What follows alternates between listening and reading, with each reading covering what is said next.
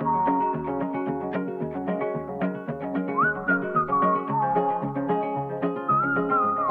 to the Belonging Project podcast. This is a space for honest and curious conversations about work, identity, and belonging, grounded in ordinary life and working parenthood. Here we talk about career transitions, leadership, confidence, and the quieter questions that surface when life gets fuller and work still matters. I'm Fiorenza Rossini, a career transition and leadership coach. I work with parents of young children who want to grow at work without pretending life hasn't changed. If you're navigating change and looking for clarity, steadiness, or simply reassurance that you're not alone, you're in the right place.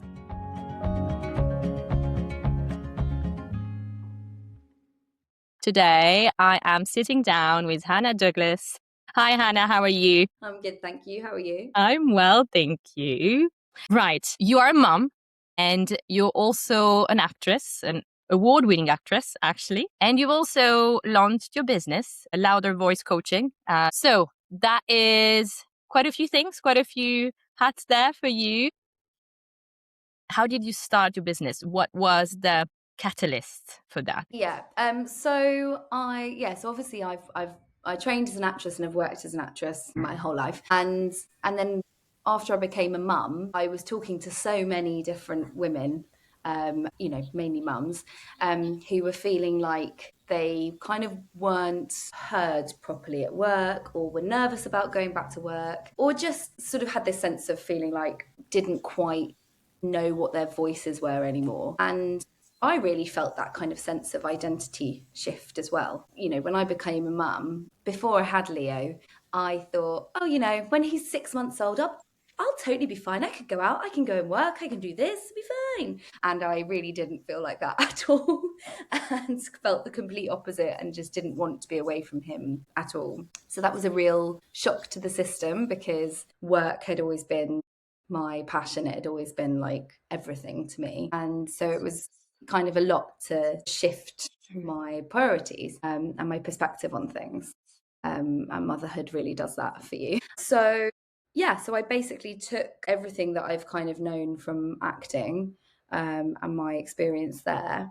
And I decided, a few people had spoken to me about doing public speaking before, and I'd always kind of been interested in it, but wasn't quite sure in what capacity. And then the idea of kind of doing it with more of a focus on women felt a lot more exciting to me. So I decided to launch LoudHer, and it all kind of happened quite quickly, actually.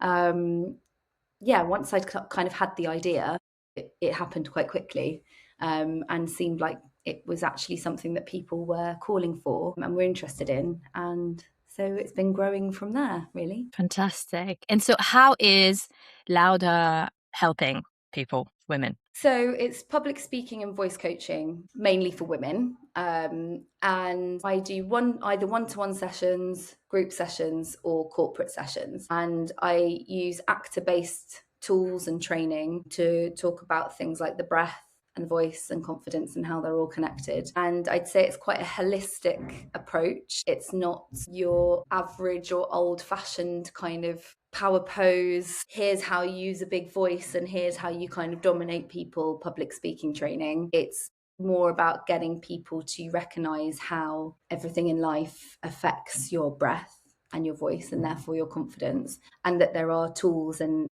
exercises that you can use to remedy that and to feel like you can be heard in your voice and not somebody else's. And we touched on confidence a little bit. I feel like a lack of confidence, or a feeling that we lack confidence, is often what might bring people to seek help and support with their public speaking, or with feeling that they have a voice, they're being heard, and they can step into that. I'm speaking and I have my seat at the table.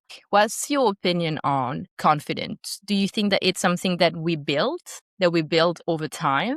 Or is it something that we kind of have, and perhaps at some point we've unlearned it, if that makes sense? I think it's actually a mixture of both. I think that confidence is really deep rooted, and I think that it if you look at kids playing, like little like 2-year-olds playing, they don't have any kind of self-awareness. They don't have any inhibitions. They just sound how they sound. They move how they move because they haven't had that kind of those experiences in life that make you sort of shrink.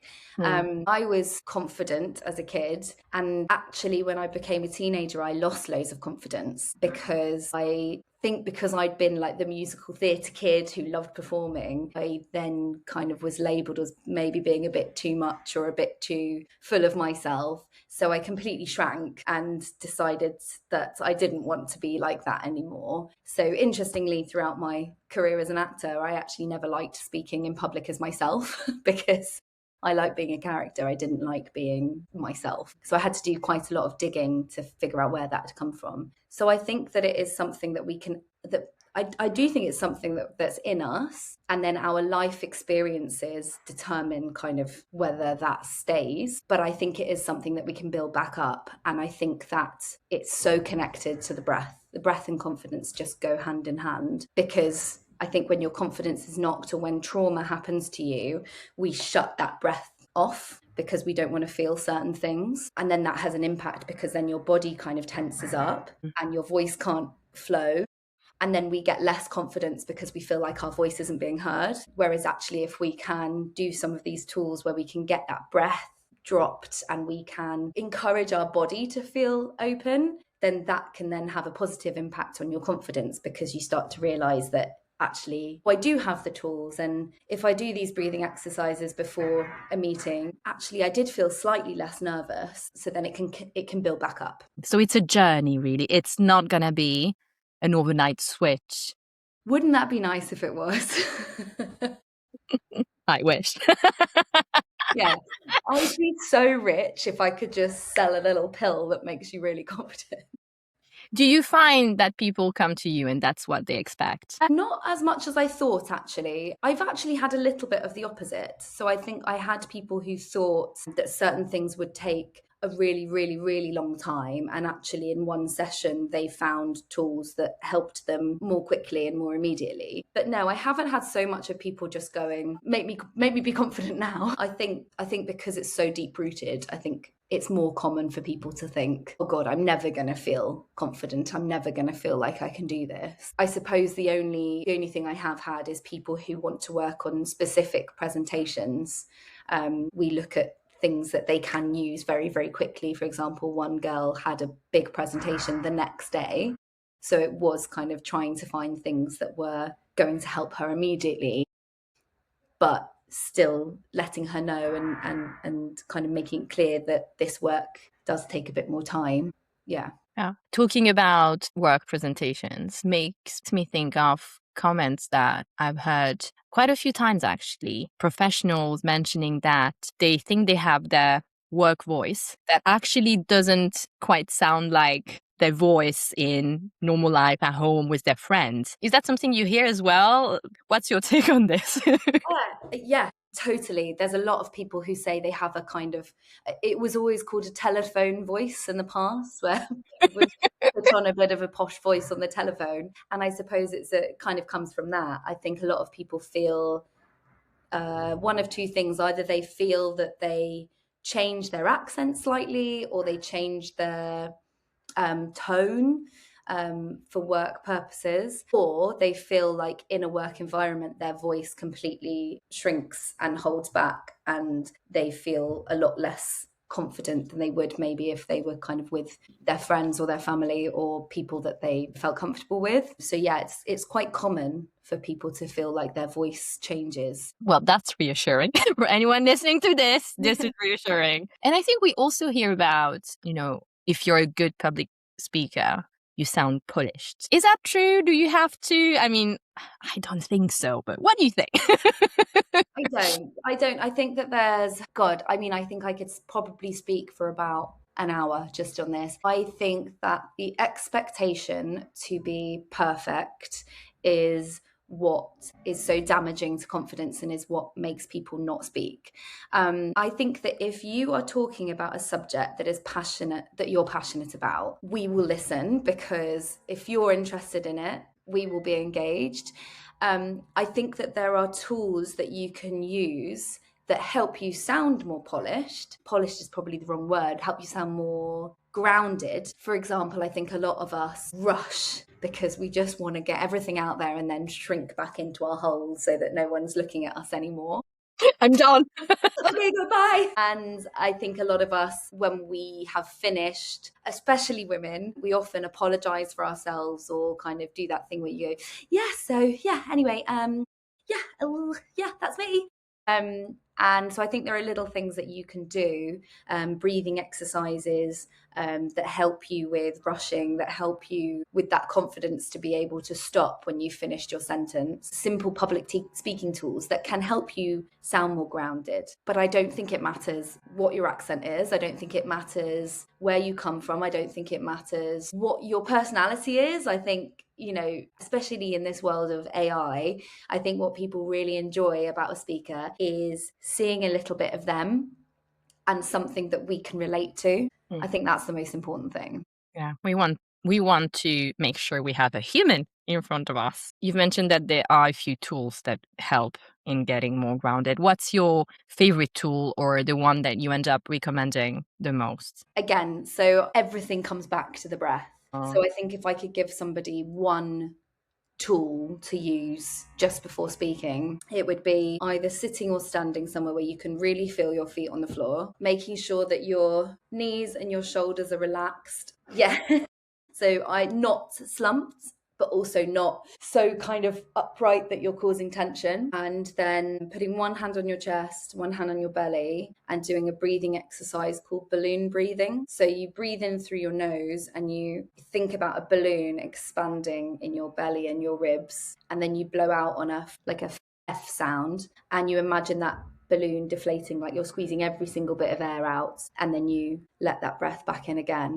So if you do 3 to 5 rounds of that, usually you start to feel your nerves dissipating slightly. You start to feel your mind becoming a bit clearer and you feel a bit more grounded because you can really feel the floor on your feet. But any sort of simple breathing exercise that just gets you in your body rather than your mind is going to be good. Yeah. I love this tool actually, and I think it's really helpful in getting us to work with our nerves instead of trying to make them disappear. Yeah. Yeah.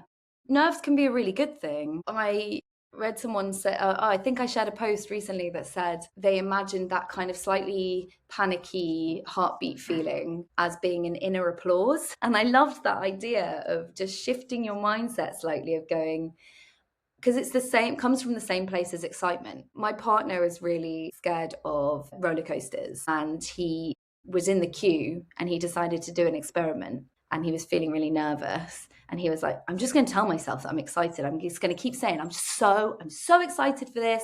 I'm so excited. Really, really looking forward to it. And actually he did. He enjoyed it way more. So I think sometimes it's shifting that mindset to go, okay, I feel nervous. That's normal. And it's also because I care about this and because I'm excited. So let's find a way to use it rather than make it take over. Well, I'm definitely going to try this balloon breathing activity. I right now use something more simple. So I'm very keen to explore that. My breath has let me down once. I'm going to tell you this story. It was actually when I was pregnant with my son. So yeah, a bit more than 6 years ago. I was very pregnant at the time, still working in corporate. It was towards the end of the pregnancy. And the pregnancy was going great and I didn't have any kind of, breath, breathing symptoms or anything like that. So I was relying on my breath to be as usual. And then I was about to give this presentation and I started, but then something went weird with my breath. And I think it was a combination of, yes, I was having my usual nerves, but probably with the stress that the pregnancy was putting on my body and my breathing, it didn't work as it would normally. And I was like, what's going on? Like, I can't speak. And it didn't happen to me again, thankfully. But when I was pregnant with my second, I was a little bit scared it would happen again. So I was really trying to give myself more time Yeah. when I was speaking and not trying to Good. rush. That's the best thing to do. I mean, this is where it comes from, right? Like most people's fear of public speaking is because at some point we've had an experience that's made you go, "Oh my God, I never want that to happen again." And it could be something very, very small, or it could be something that's like, as an actor, completely forgetting your lines on stage and completely blanking. It's going to have an effect and it's going to make you a bit nervous. But you did the right thing, slowing down, giving yourself more time is gold. I think people often feel like they need to rush, but actually giving yourself that space to breathe is brilliant. And it's so interesting because maybe it was your body being like, hang on, you're not supposed to be concentrating on this. Maybe. Concentrate on this. I was going to say quickly with the balloon breathing as well. The reason why it's really great is because I think a lot of people think with deep breathing, you're just imagining your tummy going forwards. Whereas actually, if you kind of imagine your whole torso going out, so you're like an accordion, so your ribs kind of going outwards as well. That's a really nice image. So you're not just kind of pushing your belly out, you're thinking of your lower ribs and your back kind of expanding as well. It's quite a nice image. It's quite helpful, I think. I will let you know how it goes. Thank you for being here. I hope you're enjoying today's episode. If you want to hear more about this topic, join me on LinkedIn at linkedin.com/in/Fiorenza Fiorenza Rossini. So, how do you make it work right now? Are you still acting? What's your childcare arrangement? How do you make the three thing work? Yeah, I've been asking myself the same question. So, for example, this morning, my mum has come over and she's taken my little boy out for the morning. But normally it is just me and him. So I've been trying to do things like admin and social media and all of that kind of stuff for both LoudHer and the acting side, when he's napping or when he's asleep. And that's sometimes quite erratic because he's not a very scheduled baby. I have two like this, so yes, I hear you. So, for example, last night he didn't actually fall asleep until 10:40 p.m. So then, what do you do? You're too tired to do anything at that Oh my point. God, completely. Yeah. But in terms of sessions and things like that, either I've done one-to-one sessions in the evening or a Saturday when obviously my partner's at home, or if something comes up, then he'll either take a day off or we get one of our mums to come and help. In the first year, we were really lucky because my partner was on gardening leave. And obviously, I wasn't doing LoudHer then, but I did have a few acting jobs. So John was able to hang out with Leo and he also kind of brought him to set. So Leo was involved as well. So yeah, at the moment it's just very much when things come up, we get someone to help. But I think, yeah, it's tricky trying to make things work and trying to get everything done when you're just relying on a nap time for the evenings. Yeah, it's a lot to juggle.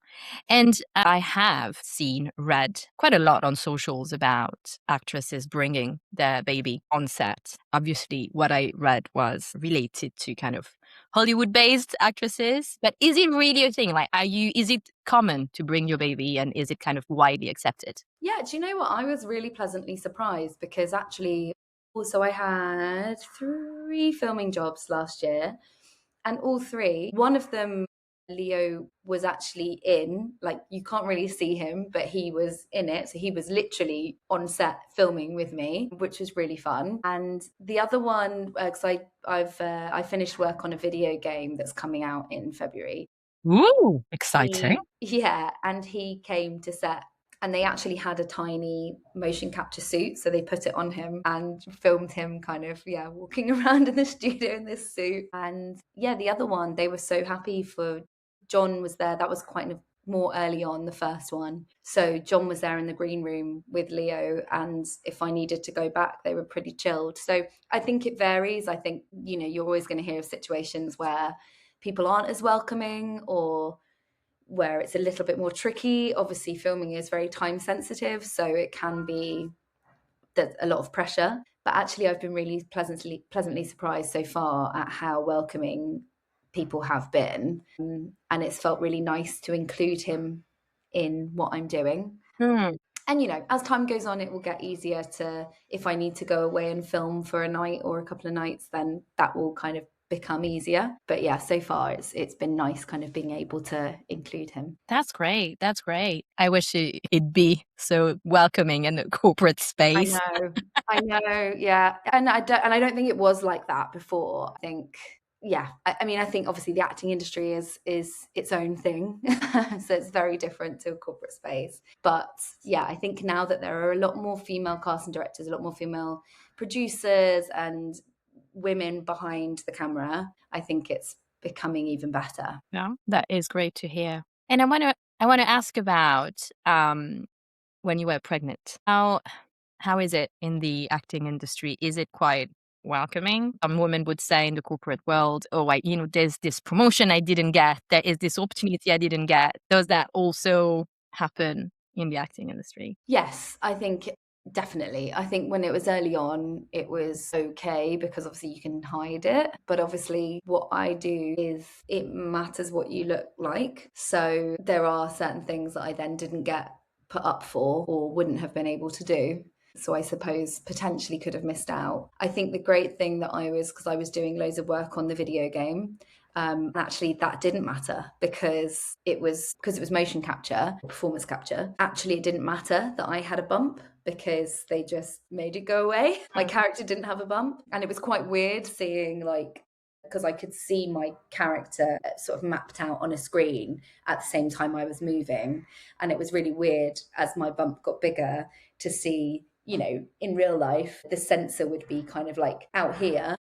And then you look at the character and you're like, well, it's not there. Not there. So yeah, I think I was lucky with that job that I had because I actually was filming that. The last block I did, I think I was 39 weeks pregnant. Wow. Yeah. But the director didn't let me do any of the physical stuff. I just had to do the voice and the face, even though I actually really wanted to. But he was like, nope. Yeah. Which is probably for the best. Are there ways to make the bump disappear for post prod in post? In filming, it happens quite a lot, and you'll just kind of notice that someone constantly has something in front of them, like a suitcase or a folder or something, like someone's positioned really well. Yeah, they do that a lot. But I think it's hard if you're not already in something.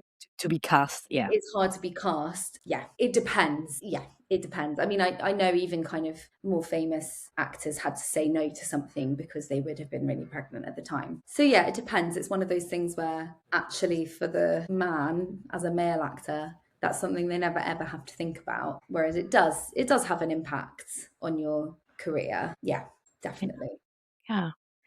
And so with your acting work, you have to step into many identities. How did that change, or what impact did it have on connecting with your own identity and finding your own identity? I think that one of the most brilliant things about acting is that we get the chance to see the world through somebody else's eyes. And I think that teaches us lots of things. It teaches us about our opinions on things and it opens our eyes more. I think that's one of the brilliant things, is that you have to be empathetic and you have to be able to see things differently. I was never interested in playing myself. I always wanted to play people who came from a different walk of life than me, because I think that's what's really exciting, and I think that helps us kind of understand each other.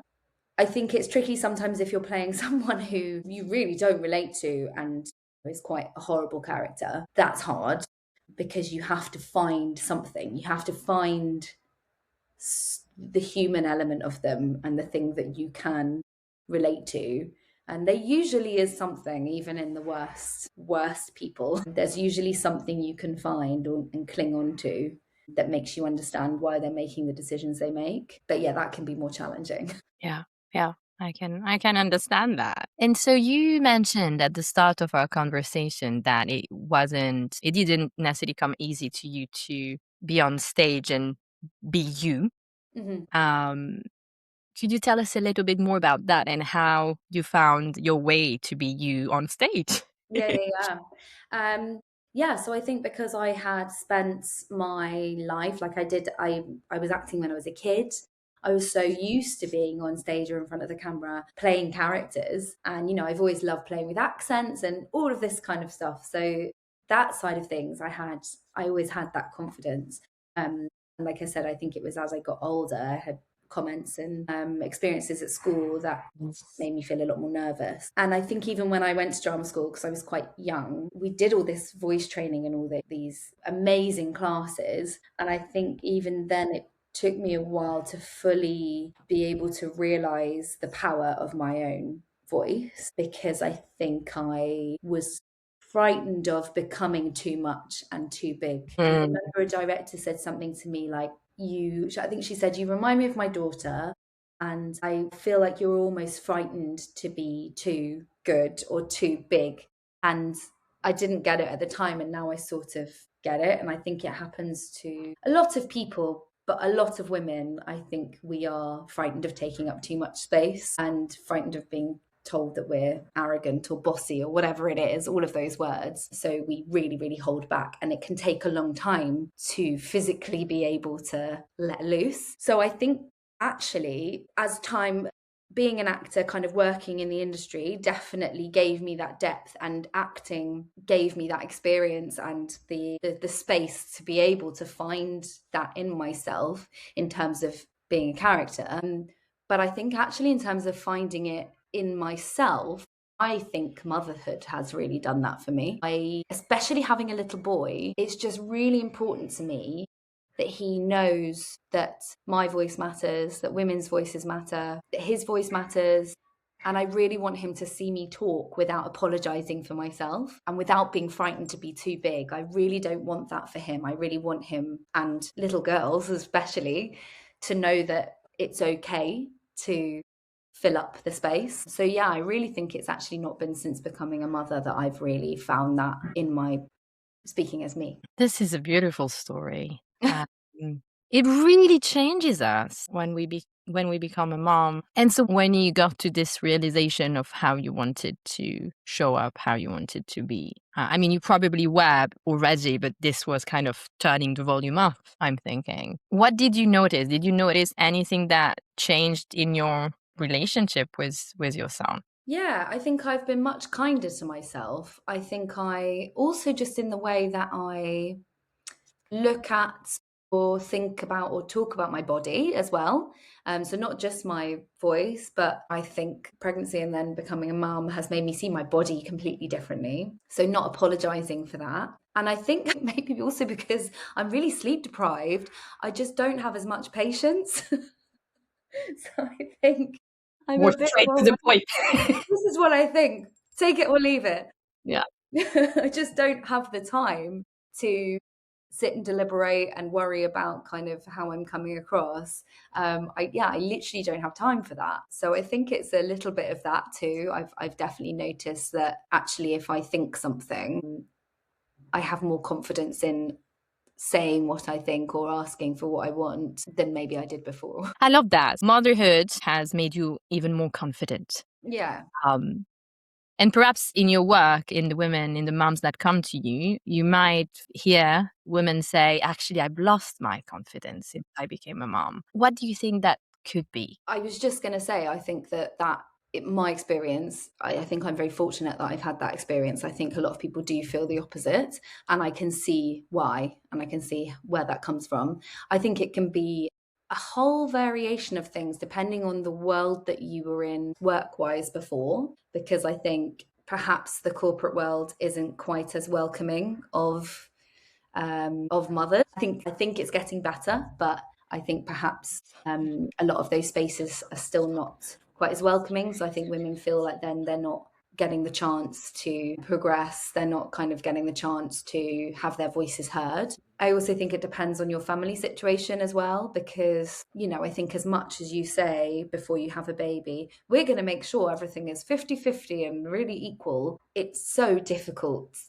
to do that. And I think that it's kind of, you have to have really difficult conversations with your partner, and you have to really talk about that division of labor and the emotions that are tied to that.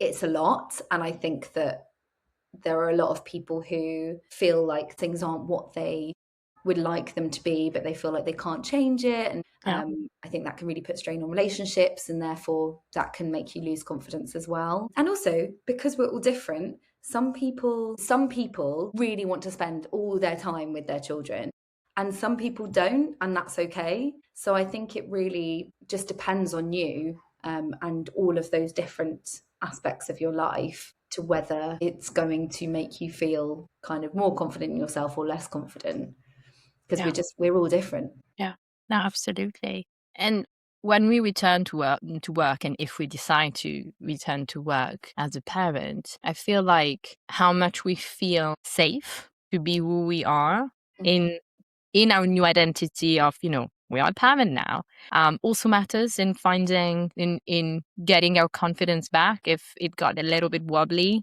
during maternity leave, for example.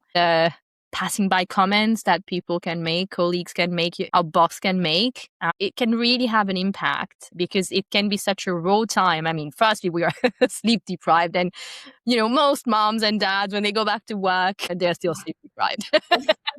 Yeah. Oh, I definitely still am.